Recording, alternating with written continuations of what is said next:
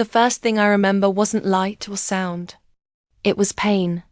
A sharp, burning pain was tearing through my chest like my heart had been set on fire from the inside. Then came the noise, the flat, endless scream of a heart monitor echoing into the void. And just when I thought it was over, a surge of electricity ripped through me. My body arched off the bed. The world blinked white, then black. When my eyes finally opened, I wasn't sure if I was alive or trapped somewhere between. The ceiling lights hummed faintly above me, too bright, too real to be heaven. My throat felt like sandpaper as I tried to breathe, to speak, but no sound came out. Then I saw him, a man leaning over me with eyes full of something between relief and regret. His name tag read Marcus. "You're safe now, Mrs. Davis," he said softly. "Just rest." But here's the thing, I didn't feel safe. Because the last thing I remembered before the darkness wasn't the crash of metal or the smell of smoke. It was him, standing in the doorway, smiling right before everything went black.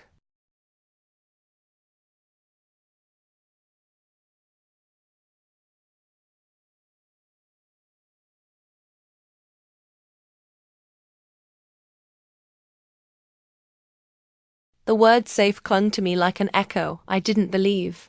It rolled around in my mind, empty and hollow, as the burn in my chest reminded me I was still here, still breathing. My body felt foreign, stitched together with pain and confusion. And then, through the haze, a single thought cut through the fog. Melissa. My daughter. Then another. Jason. My son. Their names brought a flicker of warmth, and then dread. My lips cracked as I tried to whisper. Where are they? Marcus, the nurse with the gentle eyes, hesitated. Too long. Then he said quietly, "Don't strain yourself, Mrs. Davis. Just rest." But rest was impossible. That night, when the shift changed and the hallway lights dimmed, I heard voices, soft at first, then clearer. Marcus was on the phone, his tone professional but uneasy. "Yes, ma'am," he said. "She stabilized." "Yes." "No, she's conscious now. Would you like to speak to her?" A pause. A silence that stretched forever. "Okay, got it. Just thought you'd want to know." His footsteps faded, but his words didn't. They sank deep into me like poison. "Would you like to speak to her?" And whoever was on the other end, my daughter had said no. My heart began to race harder than when it stopped. My own children knew I was alive, and chose silence. The next morning, a nurse came to tidy my table, humming softly as she replaced the water cup. That's when I saw it, a folded piece of lined paper, tucked beneath the cup like a secret. My fingers trembled as I unfolded it. Gone for 10 days. Hope you're better when we return. M&J, that was it. No flowers. No phone numbers. No promise to come back. Just a note, the kind you'd leave on a fridge before heading to a vacation. I waited for tears, but none came. Instead, a cold numbness settled over me, thicker than the morphine drip that kept me alive. In that moment, I realized the cruelest truth of all. The people I had carried through every storm of their childhood had boarded a plane to sunshine while I clung to life by a thread. The ICU hummed with life machines, monitors, whispers, but to me, it was only silence. Silence louder than any betrayal I could imagine. 9 days later, when they finally wheeled me out with a discharge packet and a paper bag full of medications, no one waited at the door. No Melissa. No Jason. Just a hospital volunteer, a kind stranger who smiled politely and asked if I needed help to the van. The drive back to San Antonio was quiet. The driver fiddled with the radio, oblivious to the storm inside me. But as the van slowed in front of my house, something inside me twisted. The curtains were different. The porch chair's gone. My hand reached for the ceramic frog planter by the steps, the one that always hid the spare key. Empty. 15 minutes passed before the door finally opened. It wasn't Melissa. It wasn't Jason. It was Ryan, my daughter's husband, standing there with a Starbucks cup, like he'd just been caught in a lie.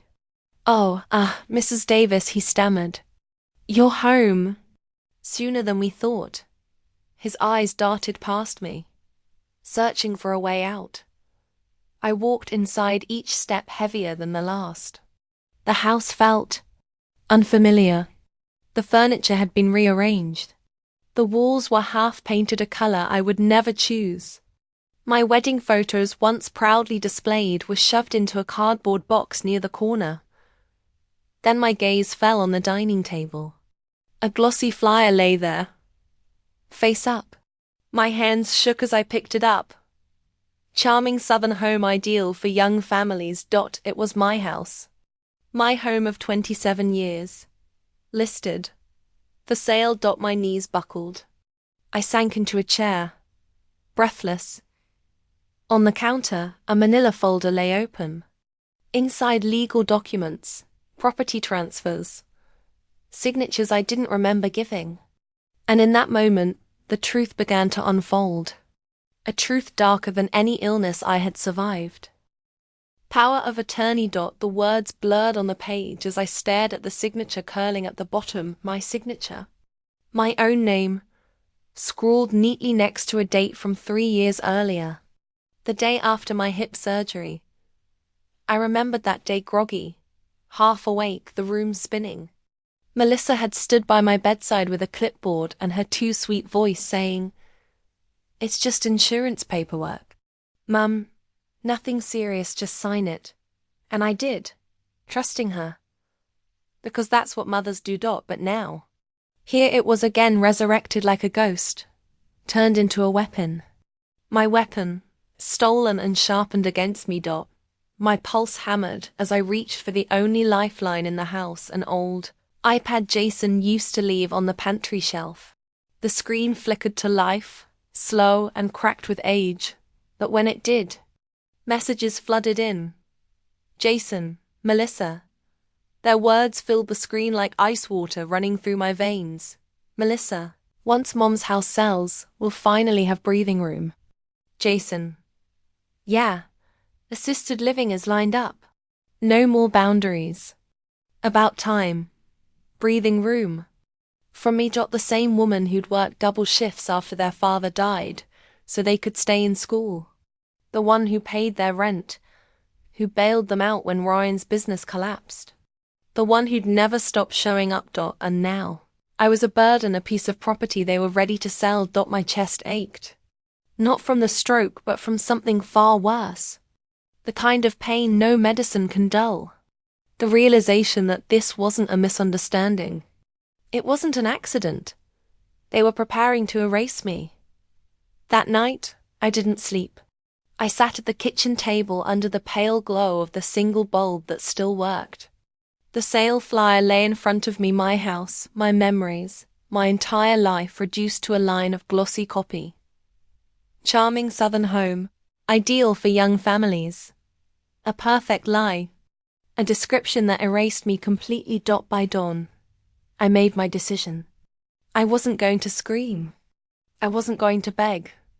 I was going to fight quietly, precisely, and on my own terms.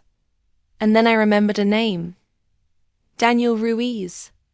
Years ago, Daniel had been one of my English students, a shy, poetic boy who stayed late after class to talk about books. Now, he was a lawyer with a small firm somewhere on the west side of San Antonio. I called his office. When he picked up, I said softly, "Daniel, this is Eleanor Davis. Do you remember me?" A pause, then a warmth in his voice. "Mrs. Davis. Of course. You taught me to write. What's wrong?" I told him everything. My voice trembled as I described the power of attorney, the flyer, the text messages, all of it. He didn't interrupt once. When I finished, he exhaled slowly. You're not the first, he said, his tone darkening. But we can stop this. Meet me today. His office was small, tucked above a taqueria that smelled like grilled onions and rain. But the moment he flicked through my papers, his calm expression sharpened into something fierce. They overreached, he said. This document, it doesn't authorize real estate transfers. They can't sell your home. Not legally. For a second, I couldn't breathe. Relief washed through me so fast it made me dizzy. For the first time in weeks, I felt the ground return beneath my feet. Daniel filed the petition that same afternoon to rescind the power of attorney and restore my full autonomy. If we move fast, he said, we can flip this on them before they even know what happened. That evening, I walked through my empty house one last time, tracing ghosts with my fingertips. The indentation in the carpet where the old couch once sat. The faint circle on the floor where the Christmas tree had stood for 27 years. Every shadow felt like a memory whispering goodbye. In the pantry, I found my emergency shoebox, a few $1,000s I'd hidden away just in case. Then a worn notebook, pages full of passwords written in shaky ink from another decade. They thought I would be helpless. They forgot who raised them. When the sun went down, I changed the locks.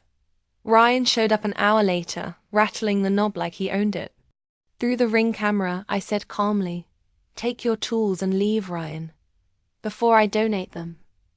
He froze, then turned, shoulders hunched. Silent. And in that silence, I realized something sharper than betrayal. I wasn't just their mother anymore. I was their mark, and now I was the one they underestimated. Within 3 days, Daniel had the court order signed, the power of attorney voided, my control restored. But even then, I knew the war wasn't over. Staying meant waiting for them to strike again. So I made a choice. I would leave first. And this time, they would never see me coming. I relisted the house under my own name. Cash buyers only. I didn't want banks. I didn't want signatures or witnesses. Just a clean break. A young couple showed up almost instantly. No contingencies, no questions, just bright smiles and a promise to close fast. 11 days later, the sale went through.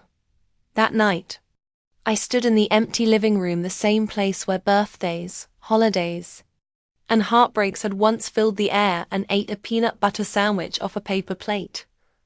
Sitting on a folding chair, my voice trembled as I whispered to the bare walls, "This is the last time." The next morning, I went to the bank. I closed every joint account, every shared investment, every trace of the life they could control. I drained it all and opened new accounts under a name I hadn't spoken in decades, Nora Williams, my grandmother's maiden name. Signing that alias felt strange, like slipping into a new skin that somehow fit perfectly. I packed only what mattered: my husband's old watch, a bundle of photographs, and a shoebox of drawings Melissa and Jason had made back when love was still simple and unconditional. Everything else, the furniture, dishes, curtains, felt like junk now. Leftovers of a life that had already been stolen long before I walked away. Before I locked the door, I wrote 2 short notes. One for each child. No accusations. No pleading. Just 10 words. "Thank you for teaching me who you really are." I left the notes on the kitchen counter. Beside the realtor's business card, a quiet obituary for the family we used to be. At sunrise, I loaded my belongings into the trunk of my dusty silver Corolla. The paint was peeling, the tires tired. Nobody notices a car like that, and that was exactly what I wanted. No GPS, no plan, just the open road bleeding into the horizon. By dusk, I'd crossed into Arkansas. The highway narrowed. Trees thickened, and a weathered sign appeared by the roadside. "Welcome to Fairhaven, a place to rest." I took it as permission.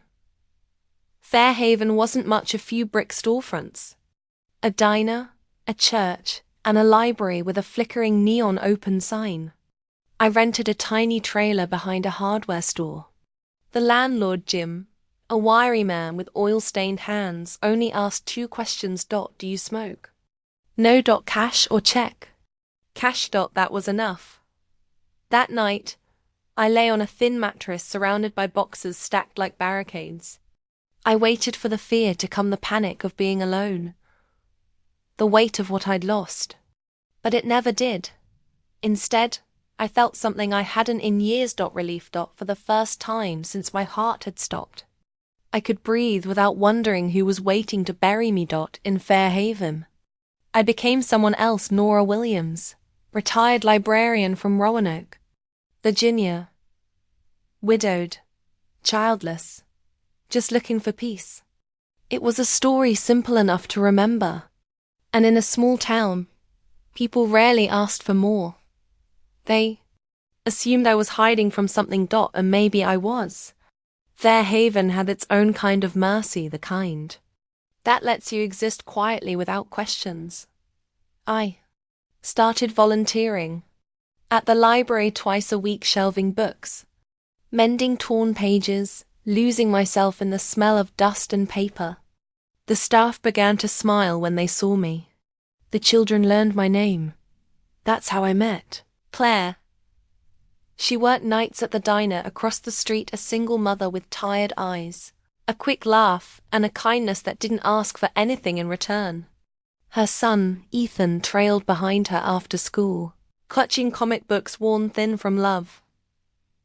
The first time he called me Grandma Nora, something inside me cracked, not from pain, but from something softer. I didn't correct him. Days turned into weeks. Weeks into months. Mornings at the library. Afternoons helping Ethan with his homework. Evenings sharing coffee with Claire after her shift. I began keeping a small notebook under my pillow, a log of every lie I told. No children. No San Antonio. No Melissa. No Jason. Just Nora. And for a while it worked. My lungs no longer ached. My heart no longer felt like a cracked shell.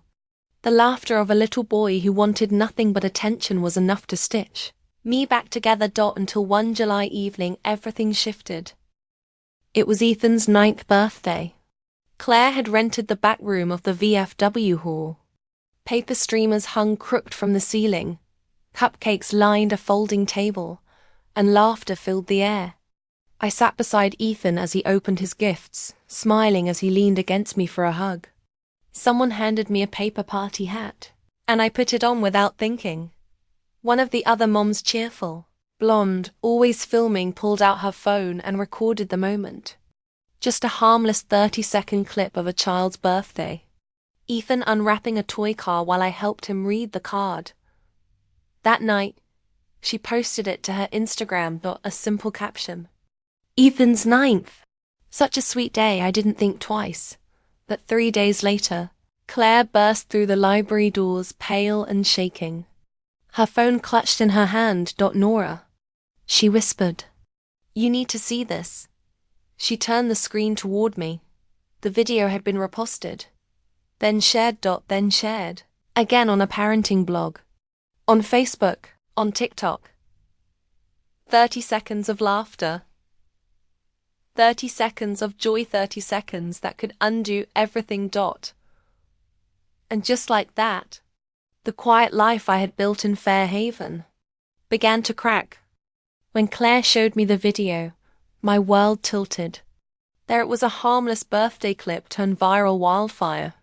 Someone online had paused the frame, zoomed in on my face and matched it to old newspaper photos from San Antonio. The caption read, "Found her. Grandma Ghost is alive in Fairhaven.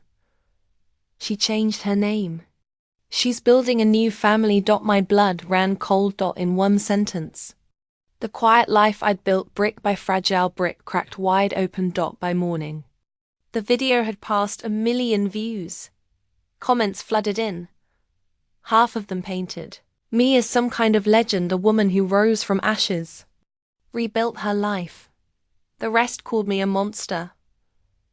She abandoned her kids. No. They abandoned her first. The world turned my grief into a debate thread. I sat at my kitchen table in that little trailer.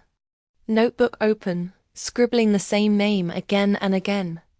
Nora Williams. Retired librarian. Widowed, no children. But the lies suddenly felt too light to hold. Like tissue paper in a storm. Claire tried to calm me.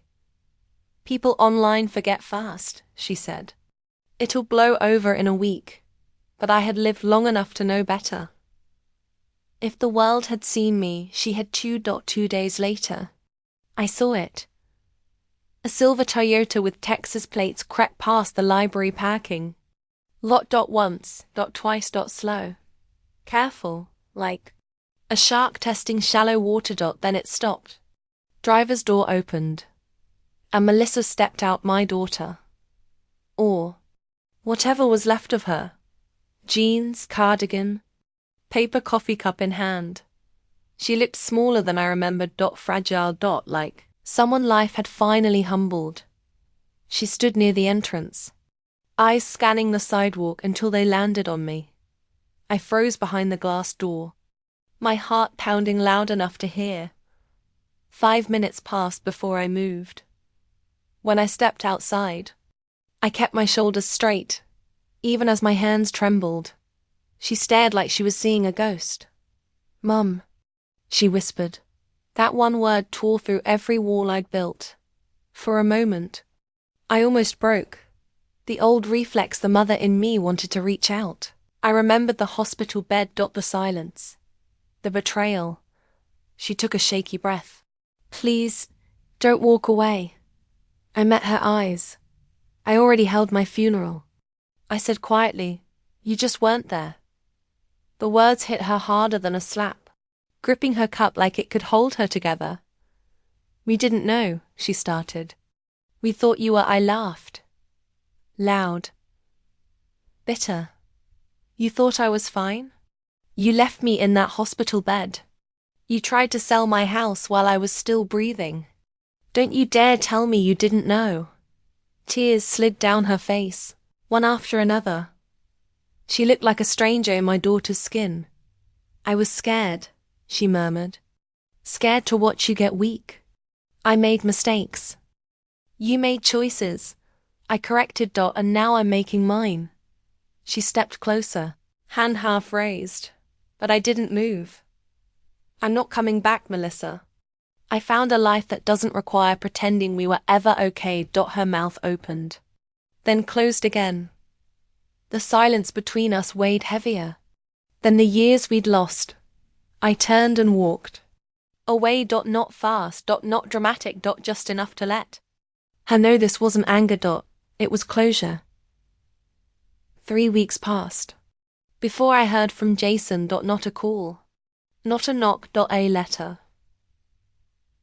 slipped through the library's return slot. The envelope had one word on it.